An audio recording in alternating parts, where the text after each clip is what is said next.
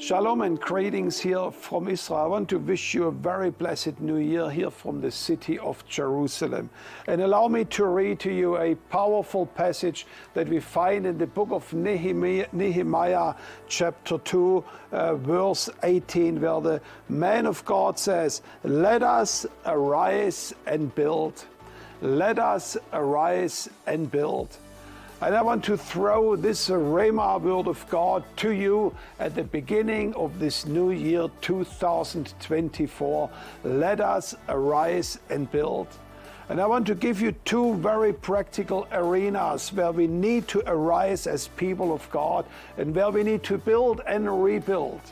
Number one, let us rebuild the spiritual foundations of our lives. Without doubt, as we are entering in the year 2024, our world is in a state of turmoil.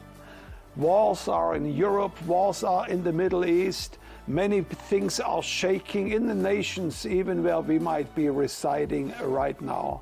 And it is the more important that the foundations of our lives are set on a proper rock foundation. Let us, number one, rebuild the foundation of prayer in our lives. Let us be in this year 2024 people that are more dedicated to personal prayer than ever before. It is quite remarkable, if you look at the life of Jesus, that even though he was the Son of God, prayer played a central role in his life. Many times he isolated himself to a silent, desolate place to seek his Father in heaven. And the outcome of those prayer times were amazing. One time he was praying on the mountain, and it was the moment when he chose the 12 disciples that would change the entire world. Another time we read he was in a desolate place praying, and as he returned, the power of God was there to heal. Prayer unlocks the gates of heaven. Prayer unlocks the potential of God in your life. Let us arise and rebuild the foundation of prayer in our life. Secondly, let us arise and rebuild the foundation of the Word of God. I want to encourage you as you enter in 2024 to spend more time in the Word of God than ever before. It is the bread by which we live, but also it is a powerful weapon as we are praying and interceding for our families, for our nations, and even for our personal life. But thirdly, I want to give you a very practical application how we can arise and rebuild. Just a few days after October 7, I had the privilege to visit with a special delegation the communities that just a few days earlier have been destroyed and attacked by Hamas. And I saw with my own eyes the destruction, this trail of horror that was left behind by those vicious Hamas terrorists.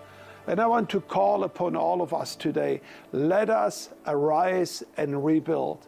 Let us arise and rebuild those communities in Israel that used to be like the Garden of Eden, but have become a place of desolation today. Let us arise and build those forests around those communities that have been destroyed by this current war. And the International Christian Embassy, for that purpose, we adopted a special ICEJ nature park right there at the border to Gaza. Let us arise and rebuild those communities in the south like Be'eri or Kfar Aza to give a future and a hope to the people who live there in a place and a state of tranquility and peace. Let us give them a future and a hope and show them that Christians around the world care for Israel in this critical moment.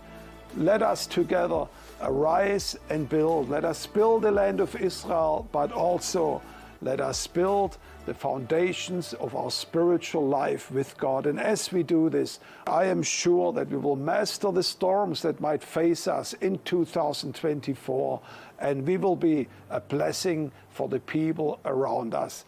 God bless you as together we will arise and build.